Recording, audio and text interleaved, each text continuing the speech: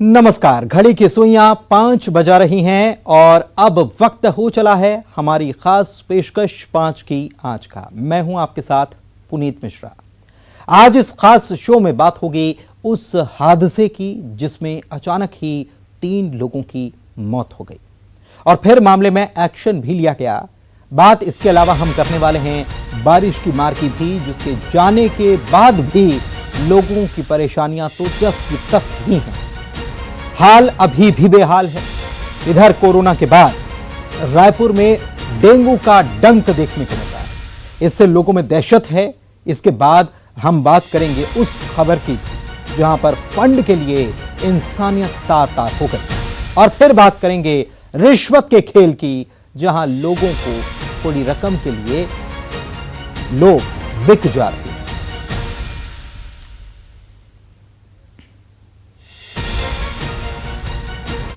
सबसे पहले बड़ी खबर की बात, ग्वालियर में हाइड्रोलिक मशीन क्रेन टूटने से नगर निगम के 3 कर्मचारियों की मौत हो गई। मामले में सरकार ने मुआवजे का ऐलान किया। मृतक के परिवारों को 4-4 लाख रुपए की आर्थिक मदद सरकार देगी। मृतक के आश्रितों को सरकारी नौकरी भी दी जाएगी। इस मामले में नगर निगम फायर ऑफिसर उमंग प्रधान को सस्पेंड कर दिया गया है। आपको बता दें कि ऐतिहासिक पोस्ट ऑफिस पर आज सुबह हाइड्रोलिक मशीन क्रेन टूट गई, जिसमें नगर निगम के 3 कर्मचारियों की मौत हो गई। इस हादसे में 2 कर्मचारी घायल भी हुए हैं। हादसे की जानकारी मिलते ही जिले के प्रभारी मंत्री तुलसी सिलावट मौके पर पहुंचे और अधिकारियों से हादसे की जानकारी ली। इस दौरान कर्मचारी नेता ने अधिकारियों पर लापरवाही के आरोप लगाए। सीएम शिवराज सिंह चौहान ने हादसे पर दुख जताया। उन्होंने ट्वीट कर लिखा कि ईश्वर से दिवंगत आत्माओं की शांति, परिजनों को संबल देने और घायलों के शीघ्र स्वस्थ होने की प्रार्थना करता। पीछे एक पूरी तरीके से कर्मचारी अधिकारियों की लापरवाही है। एक प्रशासनिक सोच का और टेक्निकल एडवाइजिंग का होना जरूरी था। ये सुरक्षा मापदंडों के हिसाब से इस मशीनों पे चढ़ाया जाता है। एक ट्रेंड कर्मचारी को अनट्रेंड कर्मचारी चढ़ाए गए। जिम्मेवार अधिकारियों ने सोचा भी नहीं कि इतनी बड़ी घटना को अंजाम हम दे रहे हैं और उसके परिणति ये हुई कि 3 कर्मचारी मृत्यु होकर काल में समा गए। हम लोगों ने हमारी मांग है कि जिम्मेवार अधिकारियों के खिलाफ हत्या का प्रकरण दर्ज किया जाए। ये जितनी दुखद घटना हो सकती है, ये दुखद घटना है, गंभीर घटना है। इस पूरी सरकार कर्मचारियों के साथ संवेदना करती है और जितनी पीड़ा उस परिवार को, उतनी पीड़ा सरकार को है, मुझे है। मैं स्वयं आगे अभी अस्पताल जा रहा हूँ, इसकी विस्तृत जांच की जाए। तो विस्तृत जांच की जाएगी, प्रभारी मंत्री ये कहते हुए नजर भी आ रहे हैं।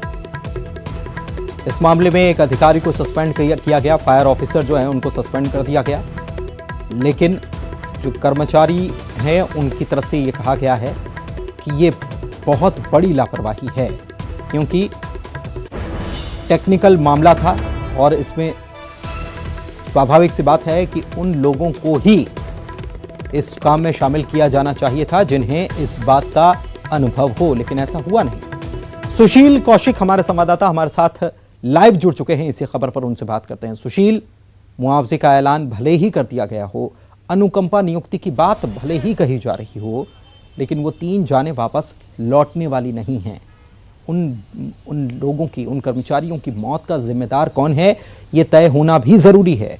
सस्पेंशन हुआ है, लेकिन जो कर्मचारी नेता कह रहे हैं कि ट्रेंड लोगों को ही इस काम में शामिल किया जाना था, इस टेक्निकल तरीके का जो काम था, लेकिन अनट्रेंड लोगों को इसमें शामिल कैसे किया गया? किसकी लापरवाही है?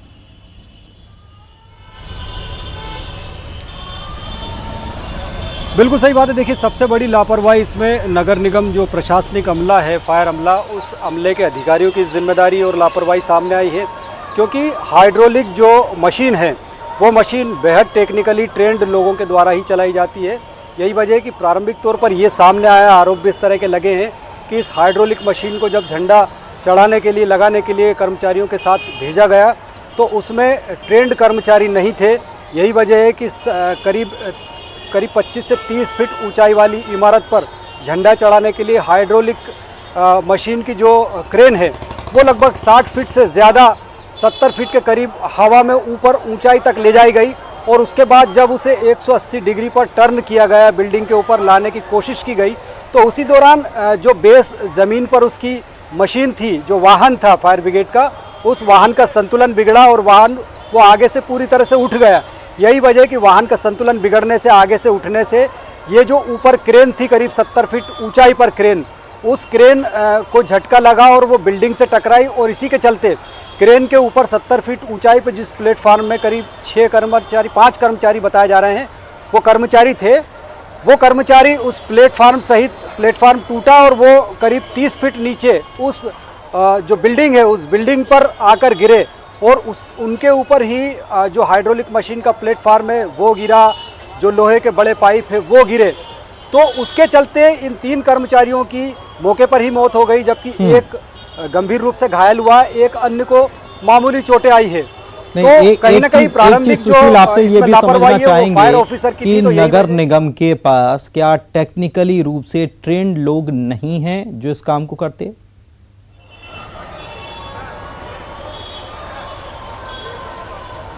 बिल्कुल, देखिए नगर निगम के पास हाइड्रोलिक मशीन को चलाने के लिए ट्रेंड और टेक्निकल अमला है, लेकिन बात ये सामने आई कि सुबह के वक्त इस इमारत पर झंडा चढ़ाने के लिए जो स्टाफ गया था वो अनट्रेंड था और यही वजह है कि ये घटना हुई है, क्योंकि अनट्रेंड होने के चलते उन्होंने 30 फीट की इमारत की ऊंचाई के लिए 70 फीट से ज़्यादा हाइड्रोलिक केन को ऊपर पहुंचाया और इसी के चलते 180 डिग्री के एंगल पर जब कोण बना, यानी कि सीधे विभाग की लापरवाही है। अगर ट्रेन अमला है तो उसका इस्तेमाल किया जाना चाहिए था, नहीं किया गया।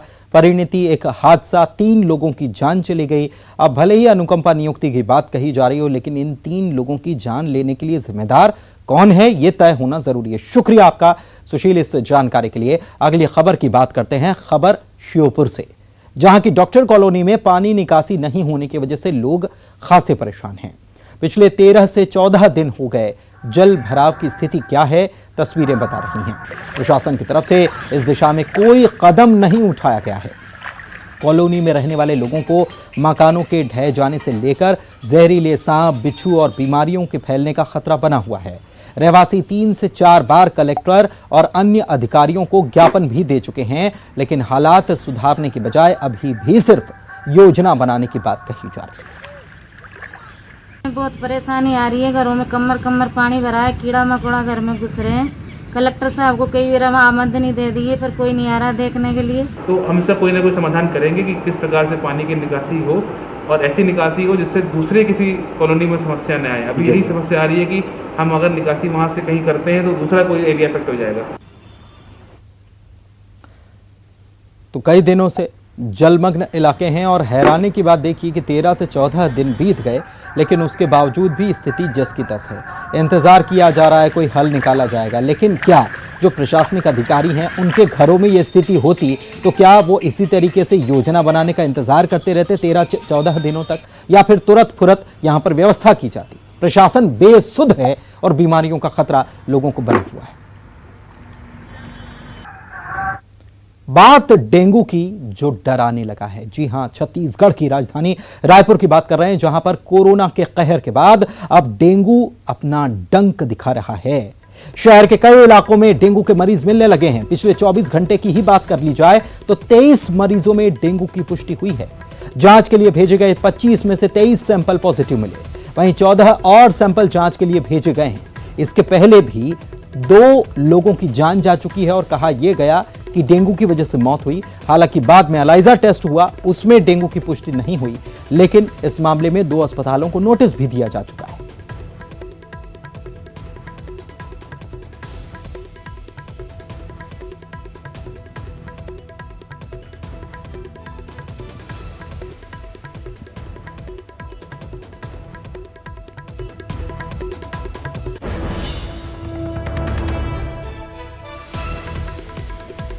युगल तिवारी संवाददाता रायपुर से फोन लाइन पर जुड़े हुए हैं, सीधे उन्हीं के पास चलते हैं। लाइव जुड़े हुए हैं हमारे पास, सीधे उन्हीं के पास चलते हैं। युगल, 25 में से 23 सैंपल अगर पॉजिटिव आए हैं तो इसका अंदाजा लगाया जा सकता है कि हालात क्या हैं? सुधारने के लिए कदम उठाए भी जा रहे हैं या नहीं?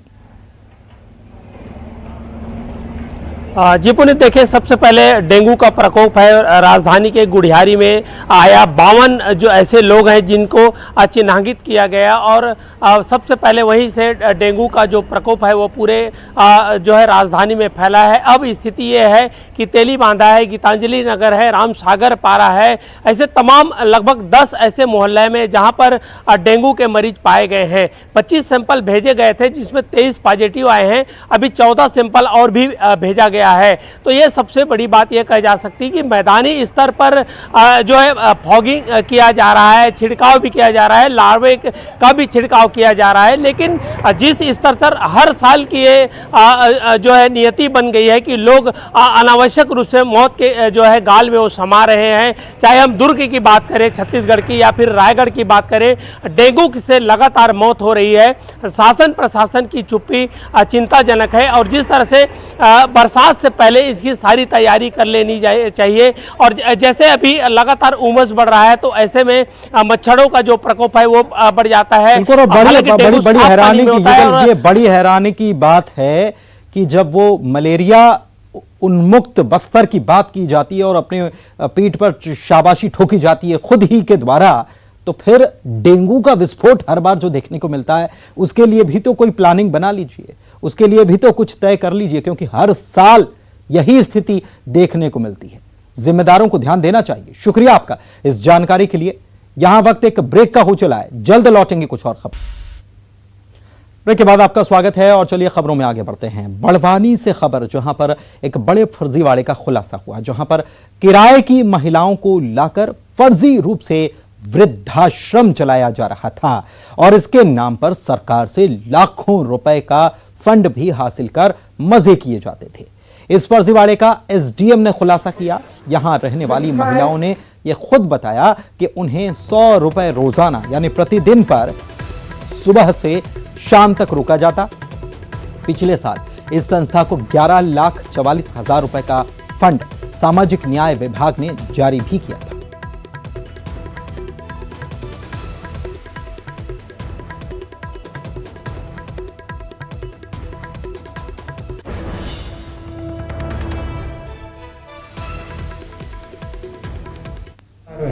मेरे को तो 1 साल हो गया, जून से आ रही हूँ, पिछले जून से। खाना बनाते हो तुम?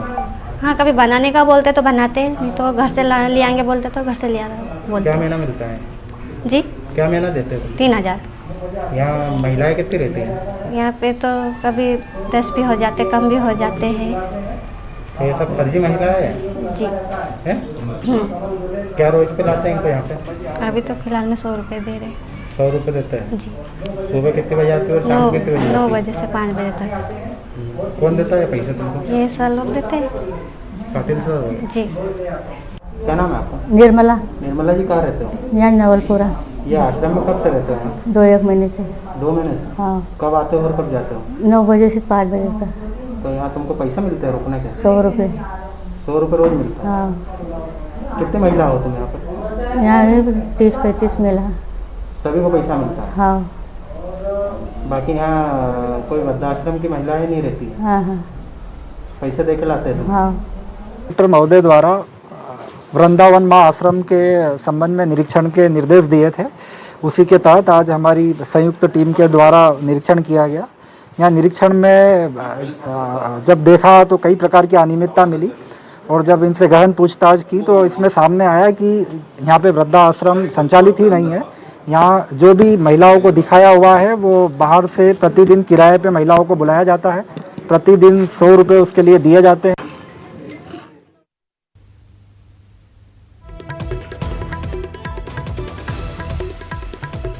फंड के लिए फर्जीवाड़ा चल रहा था, फर्जी वृद्धाश्रम और फर्जी ही रहने वाले।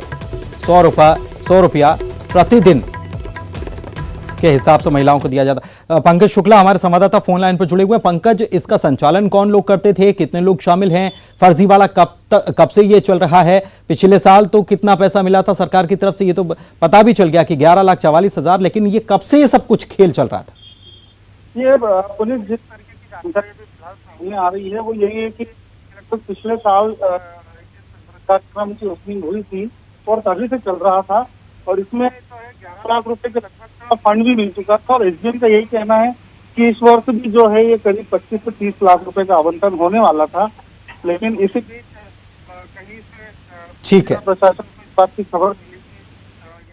शुक्रिया आपका इस जानकारी के लिए। पंकज, आपकी आवाज़ ठीक से पहुंच नहीं पा रही, लेकिन एसडीएम जो आपके जो जानकारी दे रहे थे उसके मुताबिक तो ये पता चल रहा है कि 20 से 25 लाख रुपए का आवंटन इस बार भी होने वाला था, लेकिन उसके पहले एसडीएम ने जब जांच की तब ये पूरे मामले का खुलासा हुआ।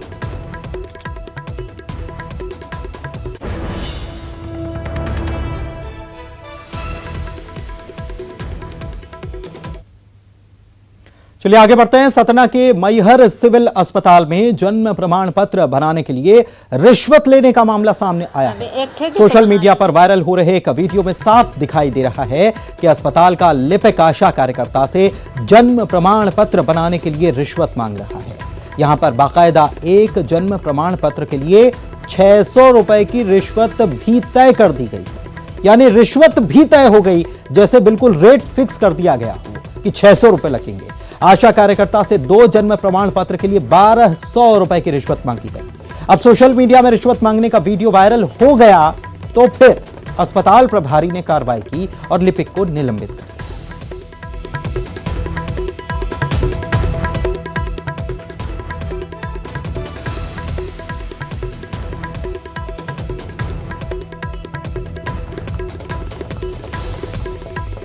तो रिश्वत का यहां रेट फिक्स कर दिया गया था और मामला जब वीडियो बनाकर सामने आया तब जाकर इस मामले में कार्रवाई की गई और फिर लिपिक को सस्पेंड कर दिया गया। लेकिन कब से यह खेल चल रहा था और अब तक न जाने कितने रुपए ले लिए गए होंगे। ये समझ लीजिए आप कि रोजाना जन्म प्रमाण पत्र बनाने के नाम पर कितने रुपए वसूली किए गए होंगे।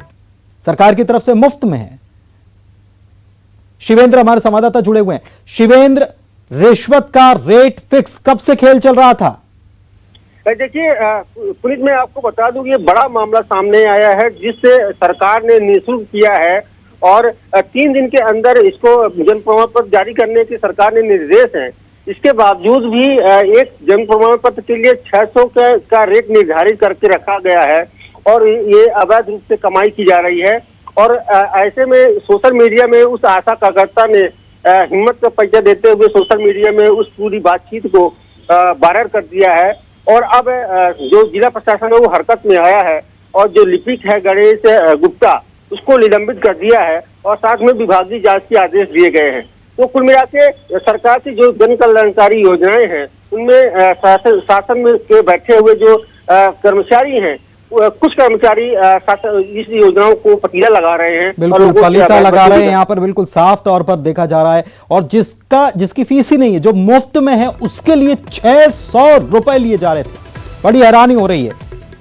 बहुत बहुत शुक्रिया आपका शिवेंद्र इस जानकारी के लिए। और इसी के साथ 5 की आंच में आज के लिए बस इतना ही। हेडलाइंस पर डालते हैं नजर।